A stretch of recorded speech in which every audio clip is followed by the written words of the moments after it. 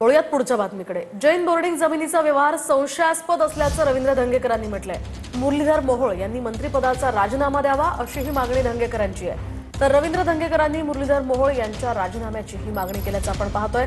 शिवाय संपूर्ण प्रकरणाची ईडी चौकशी करत कारवाई व्हावी अशी ही मागणी धंगेकरांनी केली आहे। धंगेकर प्रकरणाच्या चौकशीसाठी मोदींनाही पत्र लिहिणार आहे। भारतीय जनता पार्टीने ह्याच्यामध्ये ह्या प्रकरणामध्ये ईडीची चौकशी करून बिल्डर आणि संचालकाला आणि त्यांना मदत करणाऱ्यावर योग्य ती चौकशी करून कारवाई केली पाहिजे, हा माझा मताचा पक्षाने।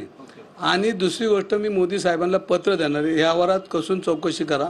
ह्याच्यामध्ये ज्या ज्या लोकांनी चुकीचं काम केलंय त्या लोकांवर कारवाई झाली पाहिजे।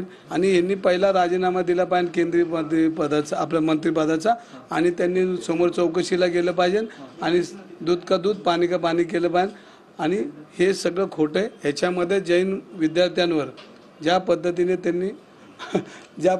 त्यांनी हे बोर्डिंगची जागा खाण्याचा प्रयत्न केला ती संशयास्पद। दुसरा विषय आला की या व्यवहारात गोखले पार्टनर आहेत आणि मग मुरलीधर मोहोळांची पार्टनरशिप आहे।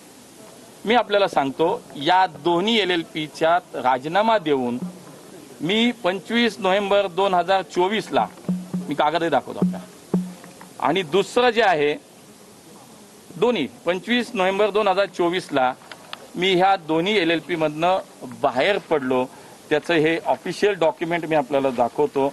आपण सगळे तारीख पाहू शकता, इथे तारीख दिलेली आहे।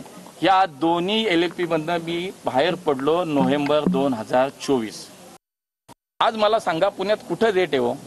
ती 1 लाख स्क्वेअर, मी माहिती घेतली, खूप खोलात गेलो, 1,20,000 स्क्वेअर फीटची जागा आहे। तिचं व्हॅल्युएशन 3,000 कोटी। मुंबईच्या एका नेत्याने आखलेचे तारे तोडले, 4,000 कोटी गेले।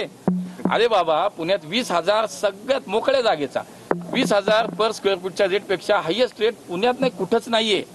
मुंबईत मलबार जिल्हा सुद्धा नाही। आज तुम्ही काय लावलंय? 300, 350, 350 कोटीची जागा 3,000 कोटी, अडचण नाही बाबा। मग माझी एवढीच विनंती राहील की या सगळ्या याच्यामध्ये आपण सुद्धा सगळ्यांनी थोडी वास्तविकता तपासू, सत्यता तपासू। जर त्याच्यात दोषी कोणी आढळलं तर त्याला कोणी सोडू नका, माझ्याशी सोडू नका।